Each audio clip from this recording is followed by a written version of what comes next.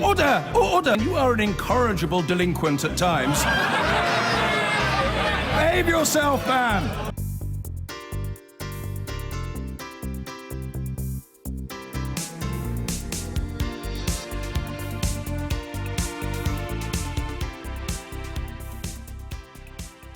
Fun as it is talking about football, we have to turn to more serious matters. We've all been on away days at work. Some of them, as you know, are more fun than others. There was a pretty important one for Theresa May this week. Let's take a look at what happened.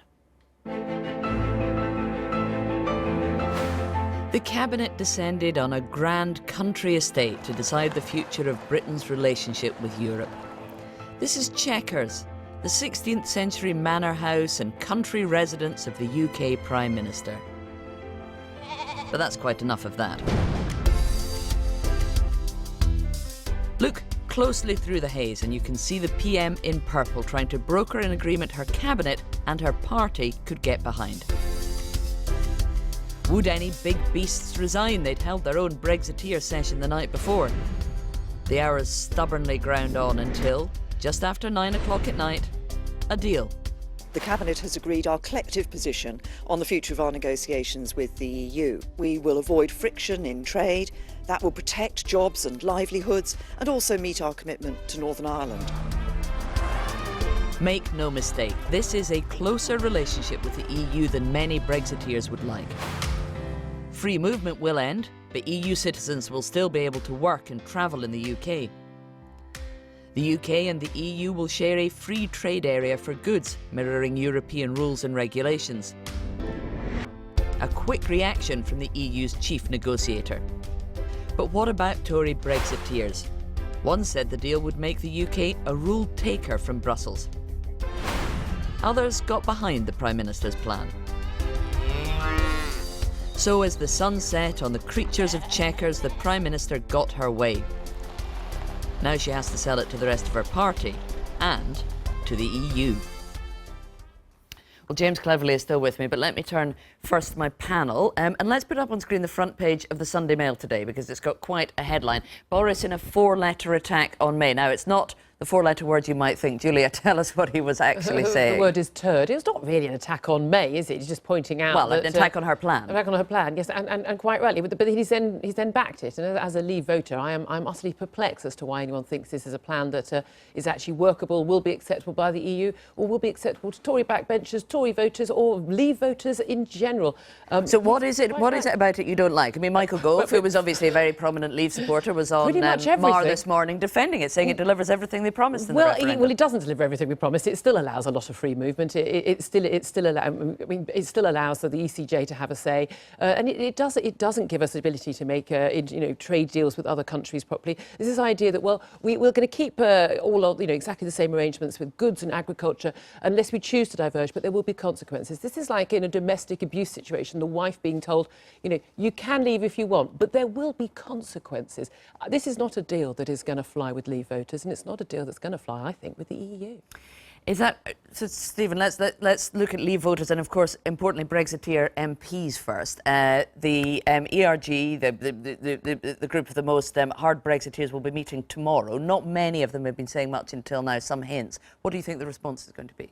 I think the response to it will be, so there's been some a legal document that's been leaked by the Guido Fawkes website, which essentially will say, look, this is the worst of all worlds. We are subject to the rules of the European Union, but we can no longer shape them. However, I think their problem is that the average Leave voter, as with the average Remain voter, has accepted the result and wants people to get on with it. So any attempt to kind of get opinion out of doors behind Leave Ultra MPs, I just think is not going to work. Most people do just want some deal to be done. And that is, as well as her very clever use of limiting access to the relevant paperwork, that is one of Theresa May's big assets in the internal Tory battle. So you referred there to some legal advice to the ERG, which has been floating around. Let's put a quote up on screen from that so people understand exactly how strong the feelings are about it. It says that this deal would be the worst of all worlds, a black hole Brexit where the UK is stuck permanently as a vassal state in the EU's legal and regulatory tar pit. We'll be talking to James Cleverly about that in a moment. But Dawn, first, let me just ask you, what can the ERG or any backbenchers who are angry about this actually do? Do they have the numbers or the clout to try and stop this deal? Not massively. I think the Tories are kind of stuck in a really, really difficult position at the moment in that obviously a lot of them don't agree with what's happening. Some people, Stephen says, the majority of people accept that this has to go forward, but we're still squabbling about, first principles when it comes to this. And actually the Conservatives realise that any kind of big revolt will weaken the Conservatives as much as they would like to weaken May, and that in turn strengthens Jeremy Corbyn. So at the moment, the Conservatives don't really care about Brexit as much as they say, but all they care about is keeping Jeremy Corbyn out of power. OK, stay there. We'll be talking to you all a little bit later in the programme, but back to James Cleverly. I mean, so what's happened to Cabinet responsibility? The Prime Minister said on Friday it's now been restored, and then we open the papers today, and just about every single one of them has this quote from Boris Johnson saying that he thinks that this deal is a turd, and anybody trying to defend it would be polishing a turd. Sorry about the language, but it appears to be a Boris Johnson quote. That's not Cabinet responsibility, is it? Briefing the papers like that? Well, you're making a number of assumptions which I'm not privy to. Well, somebody who was in the meeting has briefed that, and that means it's a member of the Cabinet. Now, whether it's somebody supporting Boris Johnson or somebody attacking Boris Johnson, one way or another, it's somebody who was at Chequers, and that was the Cabinet. So my understanding, I wasn't there, so my understanding is this was a light-hearted, jokey remark of which Boris is famous. But the important bit is after those many hours of discussion, the Cabinet's position was singular, it was united, and we are presented with a proposal that we're going to take to the EU which protects the fundamental elements of the Brexit vote. So we are going to regain control of the money, so we're not going to be sending these big chunks of money over to the EU every year. We're going to be taking back control of our borders, and British courts, British judges, British parliamentarians will be sovereign. And those are the things as you people know voted very well, Leave voters, like Julia was explaining there, and others who'll be coming out in the next few days, say it doesn't deliver everything because it does give the European Court of Justice some jurisdiction in the UK, and we're signing up to a common rule book on goods, and in perpetuity to signing up to the common rules going forward as well. No, you're making errors. You explain them to me, because let's get the document here. So we're not signing up to anything in perpetuity. In fact, one of the really important elements of this is that we have the British Parliament will have the right to reject any ratcheting up of EU regulations. OK, well, we'll get to that, because so what it actually says... You can see that is not in No, what it actually says is a common rule book for all goods, including agri-food, and commits by treaty to ongoing harmonisation with EU rules. So that means we keep up with the rules as they change them, even though we've had no say in the changing of those rules, unless Parliament decides not to, in which case it says, right here in the government statement, recognising that this would have consequences. In other words, it will be something it would be so bad for British trade, it's something you wouldn't want to and couldn't do. And this is the problem we're having. You're putting your interpretation and you're interweaving it with the facts in the document. So you tell us what the consequences would be if the UK Parliament doesn't want to sign up to the common rule book. Please let me answer the initial question that you put forward. So you said in perpetuity. The document says that we will sign up to them unless Parliament decides not to. So that's not in perpetuity. It says if we decide to diverge from the EU, there will be consequences. There are always consequences to decisions like this. So what kind of consequences does it mean? The point being that if diverging from the EU introduces frictional costs in our trade relationship, that is a consequence.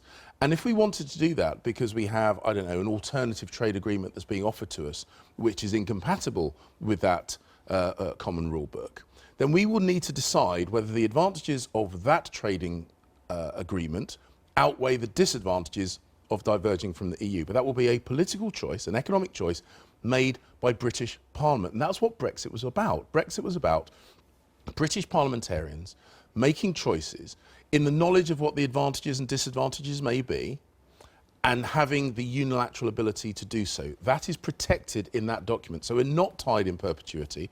We do have decisions, and we will be able to, as with every other political and economic decision Parliament makes, weigh up the advantages and disadvantages of that decision. You're going to struggle to make that case to some of your fellow Tory MPs. Just have a quick listen to what Andrew Bridgen MP has had to say about this deal. I can't support this deal. The offer is so bad that I wouldn't be supporting it if the European Union were paying us. If she sticks with this deal, I would have no confidence in it, and if the Prime Minister sticks with this deal, I'll have no confidence in her. What would you say to, and he's not alone in that kind of view, what's your message to Andrew Bridgen? Well, I'm not sure there are many or any other people that actually agree with Andrew on this. His view... Ian Duncan Smith has said that this deal is incompatible with our status as an independent state. Jacob Rees-Mogg has says that a very soft Brexit means we haven't left the EU, we'll be simply a rule taker. There are others, as you know, and after they've met on Monday, we're probably going to hear far more from them. Well, I'll cover that if that is the case on Monday. I'm not convinced it will be. But you heard Andrew Bridgen there. What would you say to him? Yeah, so the point, I disagree with Andrew. So the things that people voted on in the EU referendum, let's remind ourselves, they very much voted to regain the ability for the British government to spend money on domestic priorities. So we're not giving those big chunks of money to the EU, and we're going to spend it on domestic priorities like the NHS. That is protected. They said they wanted control of immigration. Not turning it off completely, but domestic control of immigration. That is protected. They said they wanted British courts and British Parliament to be sovereign. That is protected, as we've just discussed. Also implicit was they wanted to be able to sign trade agreements with other countries. That is protected. And as a unionist party, we made it clear that we would do nothing which compromises the integrity of the United Kingdom, including Northern Ireland, and that is protected. So all the things that British people voted for, the 17.4 million people that voted for Brexit, all those elements are protected in that proposal. So if people say it's not what people voted for, I just don't agree with that. Who simply don't accept the case that you're making there, there are implicit threats that they will write letters to the 1922 committee to try and trigger a leadership challenge. It takes 48 of them to do that, and then automatically there has to be a challenge. What's your message to any MP who this weekend is considering writing one of those letters? I would urge them not to. I would urge them to actually listen to the substance of these proposals, because as we've already shown this morning, there is an awful lot of misinterpretation of what is in those proposals. Well, that's the point, is that people are interpreting a relatively short statement all kinds of ways. So you must be worried that there could be a leadership challenge. Which is why I would say, actually, as members of Parliament, we have a duty to base our decisions on the facts rather than speculation in the media or otherwise. And so the full white paper will be produced this week. The Prime Minister and other members of the Cabinet, who all have subscribed to this proposal, will be available to be quizzed and questioned by members of Parliament on both sides of the House, both Conservatives and others.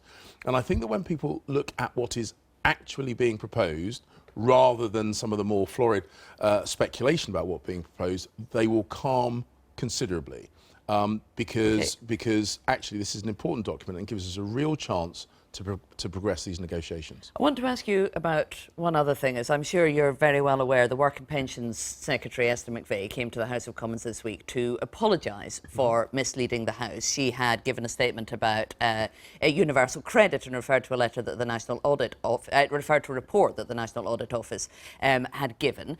The Auditor General then wrote to her to correct some of what she said, and in that letter he said, "I'm afraid your statement in response to my report claiming universal credit is working has not been proven," and he had a number of other criticisms as well, which prompted Esther McVey to come to the House and apologise for misleading them. Is that enough? I mean, it wasn't just a slight error. She apparently totally misinterpreted both the details, the tone and the direction of what the National Audit Office had said about universal credit. Well, the fact is that Esther made a statement to the House. The Audit Office report made clear where they disagreed with her, and she did, at the first opportunity, the absolutely right thing to do, which is to come to the House to make an apology. This wasn't a slip of the tongue or some sort of slight misreading. I mean, she was saying that the National Audit Office wanted the rollout of universal credit to continue at a faster rate. Actually, they'd called for the reforms to be paused. I mean, she said that they were supporting them when in fact they were criticising them. It was an astonishing misinterpretation. So either we've got a Cabinet Secretary who cannot properly read what the National Audit Office is telling her about a really, really important reform to welfare, or she was willfully misinterpreting what they were saying to say that she supports the government's policy when they don't. It's pretty serious either way. She's apologised to the House. The Prime Minister clearly has her backing. I know that Esther is absolutely passionate about reforming the welfare system so that the people in the country who most need our help and support get that help and support effectively. And I'm very comfortable with the action she's taken in response to the audit office letter. All right, James Cleverly, thank you very much for coming in to talk to us. Now, Theresa May has managed to keep her party together on Brexit for now, so eyes move to the Labour Party. Are they struggling to stay united on the issue? Shadow Brexit Secretary Keir Starmer was on the Andrew Marr show this morning, where he was asked whether the party would support a referendum on the final Brexit deal. We're not calling for a second referendum. We've focused very much on the voting. You're not calling for it. You're letting everybody else call for it. You're standing there quietly. We've been focusing on a meaningful vote in Parliament. But what we've also said is this, that should the Article 50 deal that the Prime Minister brings back be voted down, or worse, there's no deal, then that's a very serious situation, and we're going to have to confront it when we get there. But Parliament must decide what happens next. Well, joining me now is the former Labour Cabinet Minister and former EU Commissioner, Lord Mandelson. Welcome to the programme. Good morning. Do you still support a second referendum or a people's vote on the final deal? Yes, I do support a people's vote, because I think it's going to be the only way in which the public are going to be able to resolve what is an acute dilemma. The dilemma presented by what people thought they were voting for in the referendum and what the government initially promised and what they're now proposing to do. There's a huge credibility gap which is exploding the government's position. I think their approach to Brexit is now completely lacking in any sort of legitimacy, and for that to be restored, you have to go back to the public in a people's vote. There's a number of problems with getting there. I mean, one of them is persuading the Labour Party to adopt this as their policy, because at the moment you have only the Liberal Democrats as any major political parties supporting this. Even the SNP haven't come out fully in favour of a second vote. Unite the Union now say that they're open to it. Some Momentum members are organising a petition. And GMB, another big union. Strange bedfellows for you, Len McCluskey from Unite and Momentum, on trying to put pressure on Jeremy Corbyn. Could it work? Well, we'll see. But I think that the Labour Party, and you heard Keir Starmer this morning, and you're going to hear from Barry Gardiner, the Shadow Trade Secretary, are going to find it very, very difficult to resolve the dilemmas presented by Brexit any more effectively, frankly, than the Conservative Party are with their current approach. But the Labour Party has made it very clear that it will reject any deal, any Brexit deal at all, unless it presents exactly the same trade benefits for the United Kingdom as we have at the moment. Which, as you know, is absolutely impossible. You're a former EU Trade Commissioner. You know it can't be done. No way that's going to be achieved by what was agreed at Chequers or by any variation thereof. And the Labour Party, I'm afraid, is going to have to make a very tough decision. Is it going to put the economy first? Is it going to put people's jobs and livelihoods first? Or is it going to play around with trying to sort of put sovereignty and economics and people's jobs at the same level? It's not going to work. We've seen it. It hasn't worked at Chequers, and it's going to work no better for the Labour Party. I asked Jeremy Corbyn directly about this last week, about a people's vote, and he said that's absolutely not our policy, and if a deal was so bad, the deal eventually negotiated with the EU, that Labour didn't feel they could support it, instead of calling for a second vote, they would try and vote it down in the House of Commons and try and provoke a general election. They would then go into that election, presumably, with a policy of supporting Brexit. So that would take you no further forward in your quest to try and either stay in the EU or the common market and the single market and the customs unions. It's all going to look very different by the autumn, because what we're talking about now, following the Chequers meeting on Friday, is simply not going to last the reality of the next negotiating round. Well, what was agreed is not going to please anyone, and that's going to be very clear as we go through the summer into the autumn. It's not going to satisfy business and their profound concerns about continuing free, frictionless trade, not just for goods, but for services as well. It's not going to satisfy those who voted to take back control, but who instead are going to have to embrace shed loads of EU rules and regulation and laws without Britain having any say in their agreement. But nor is it going to satisfy the European Union, who've already expressed, when it was first tabled, profound scepticism about the British government's proposed dual tariff system, and for whom in the EU all this looks like yet more Britain trying to have all the advantages of membership without actually being members of the EU, and it's not going to fly. For that reason, I thought you might be a bit more supportive. Now, obviously, you are a Remainer. You don't want to leave the EU, but you're also a political pragmatist. You understand we are where we are, having had that referendum result. This deal that the Prime Minister came up with in Chequers is staying pretty much as close to the EU as we can, while still respecting the result of the referendum. Is it not? No, it's not. I mean, if you really wanted to prioritise the economy and jobs and livelihoods and trade, you would be staying fully inside the customs union and fully inside the single market. But that would provoke cries of betrayal from all sorts of Leave voters. You ask me what I think is best for Britain. And if you were really putting the interests of Britain first, the economic interests of Britain, that's what you would be doing. You would be saying, right, we've got to stay within Europe's economic area. Now, what Mrs. May is doing is saying, well, actually, having elevated sovereignty in the first place, I'm now going to ride a coach and horses through all my red lines in order to save our trade. But she's only going to do that halfway. So she wants to remain half in the single market and half out. And in my view, you will not have the full economic benefits of that, but you will still be paying the price in accepting EU rules. The European Court of Justice, although of course the government tries very cleverly to say, well, no, we won't be accepting the European Court. But we'll just be following their case law. This is all semantics. It's like freedom of movement. So they say freedom of movement will end when we leave the European Union. Well, actually it won't, because it will continue during the transition period until the beginning of 2001, at which point it's going to be followed by something euphemistically called a labour mobility framework, which, believe me, will be the same as freedom of movement, except in name. Now, we have to accept these realities and stop dancing around trying to sort of assemble all this on a head of a pin that really doesn't exist.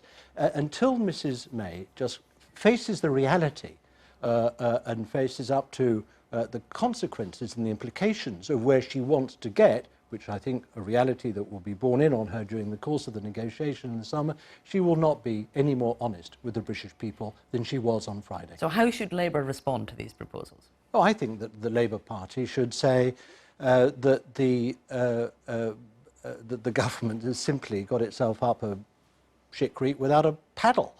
I mean, it is going nowhere. You can't use language like that at this time in the morning on television, even if there is a theme of it this morning. Look, let's understand where we are.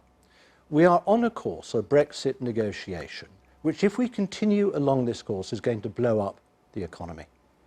If we reverse out of it, Mrs. May fears that she's going to blow up the Conservative Party.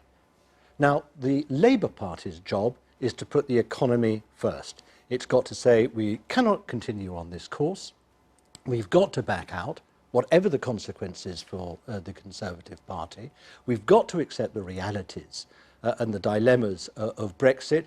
If we're going to put the economy first, we've got to accept the implications of that honestly and openly, rather than dancing around and trying to load as much fudge into this as the Conservative government are trying to do, and really be honest with the British people. But at the end of the day, sir, I don't believe that Parliament itself, or either the government or the opposition, are by themselves going to be able to find a way out of this. It is going to have to go back to the British people. They are going to have to decide between what is on offer and the status quo. We've heard from one of Labour's old guard here. Here is the current Labour leader, Jeremy Corbyn, with his view on the Chequers deal. We don't know exactly what all this deal means yet. It has left out services from any trade arrangement in the future. It has not got widespread support within the Conservative Party. I've got a feeling the whole thing might start to unravel in a few days. Well, joining me now is the Shadow International Trade Secretary, Barry Gardner. Welcome. So you, of course, are involved in formulating current Labour Party policy on Brexit. What do you make of what came out of Chequers? Look, I think what the government has had to face up to is that if you want a trade deal with anyone, then you have to have a certain alignment of your regulations. And the fact that they have now clearly moved towards what is half a customs union, I think insofar as they've done that, that's welcome. But what we haven't got here is the firm basis for a future negotiation with the EU that is going to bring the sort of jobs and economic prosperity that we need for the UK. Why not? As you say, it signs up to the close alignment that you've been looking for. It still allows for a certain amount of freedom within services rather than goods, and certainly asserts that we'd still be able to do free trade deals with the rest of the world. Well, so this is what you were asking for, really, isn't it? No, not, and you put it very well in your questions to James Cleverly earlier, the way in which it's a very unusual thing to say that you will sign up to a treaty, but please don't expect me to be bound by that treaty, because at any moment I could just turn around and say, well, actually, we think this is something that we won't now engage with. That's not the way to conduct international affairs. If you're bound by a treaty, that is because you're giving a promise to other countries that you will maintain that regulatory alignment. So to say, well, we've taken back control, but we choose not to exercise it until we choose to exercise it, it is really a fudge. So I do think the government's position on this is not credible, and I think that there are real problems that are going to come down the line when the proper negotiation, not with the Cabinet, but actually with the EU, then begins. You coined a memorable phrase last summer when you said under certain circumstances the UK could end up a vassal state of the EU, and it's a phrase that's resonated throughout the year. Does what was agreed at Chequers, the idea of signing up to a common rule book on goods and also accepting any future changes that the EU make to that rule book, does that fit your definition of the UK being a vassal state? Well, look, I don't want to get hung up on phrases. The thing is this: if you are paying tribute, if you are not having any say in the making of the regulations that you abide by, then that, of course, is a classic definition of what a vassal state would be. What we've tried to do within the Labour Party is to say, look, when we have a new customs union, that's what we would seek to negotiate. Again, the real negotiation is not in here, the real negotiation is in Europe. But if we were able to secure a new customs union, that would be one in which there was co-decision making, and rather like the Mercosur customs union that they have in South America. So it would be a different model from the one that we currently have, and it would give that element of control, that co-decision making in the future trade relations that we had, and of course in terms of the tariffs and quotas that we would then impose on any new external parties. You heard Lord Mandelson there saying that he wishes the Labour Party would sign up to the idea of a people's vote, a second referendum on the terms of the deal. And you know that more and more people within the party and the union movement are coming around to this point of view. Might Labour ever adopt that as a policy? Look, as Jeremy said, it is absolutely not our policy. But could it be? Let me try and explain why. Okay, because I think there's a point of principle here, and there's also a point of pragmatism, and if I can elaborate the two. The point of principle, I think, is brought out actually by what you said to Peter. You talked about the best interests of the UK, and he then said the best economic interests of the UK. They're not the same thing. Of course, and we've always maintained that we want a Brexit that is for jobs and the economy, putting them first, but a Brexit that puts them first. And the point is that actually democracy matters. The fact that we all went to people, and when we knocked on the doors, we didn't say, oh, do you know there's a referendum next Thursday? It'd be nice if you came out and told us what you thought. What we did was, whether leave or remain, we went out on that doorstep and we said, please, come out and vote on Thursday. What you say on Thursday is going to determine the future of our country for the next 40 years. Now, I don't believe, on a point of principle, that we should undermine that democratic accountability. I think if we do, politics and politicians in this country will bear an enormous price. We will have turned around, patted people on the head and said, there, you got it wrong, but don't worry, we'll fix it. So that's the principle. The pragmatism is this. We have business that has been calling out for 2 years for clarity, for certainty. Yes. Please give us the certainty so we can get on with our business. And if we then say, well, we're going to take the decision all over again, that is thrown into the future. That's the pragmatic Okay, well, let me pick up some of that, Don. I mean, that's Strong case Barry is making against having a people's vote, but there are more and more people within the Labour movement certainly attracted by the idea. Do you think it's possible? I think it could be possible if a lot of manoeuvrings happened. I think the issue is that if it does happen, I think that the people who are calling for it may be very, very surprised at what comes out.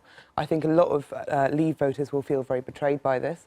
A lot of people who voted Remain may not be as strong as the kind of small number who are out on the streets waving flags when they've never been on protest before. And I think that actually, you know, we will destroy a lot of trust in the political system. We could end up with an even harder Brexit.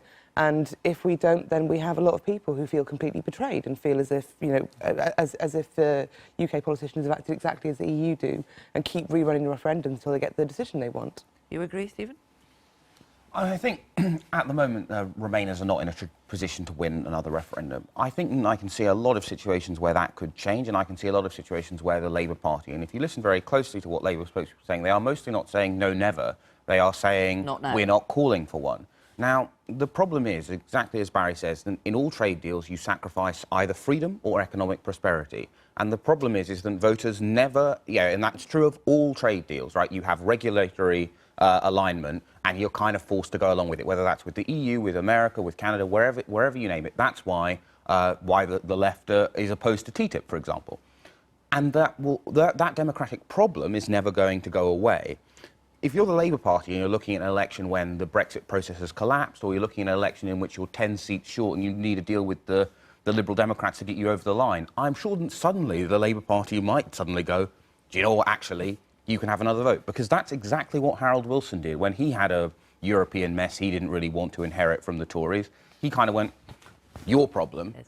And I think we'll go do that. Okay, Julia, quickly, you don't agree with Stephen's definition of a trade deal? No, I don't at all. But I just find it extraordinary that we're talking about this idea of a second referendum. Why don't we enact the decision made in the first referendum, which we were told was, for our lifetimes, if in the future? Why don't we just enact that? Because I agree with Barry on this. I really think that forget the Tory party, forget Theresa May, forget Boris Johnson. I don't care about any of those things. I do care about the future of democracy in this country and trust in democracy. And if we do not enact Brexit as it meant to Leave voters, we are going to see the end of trust in our democracy, and that is a much bigger thing to worry about. OK, well, you guys stay with me. Barry Garner, thank you very much for coming in to talk to us.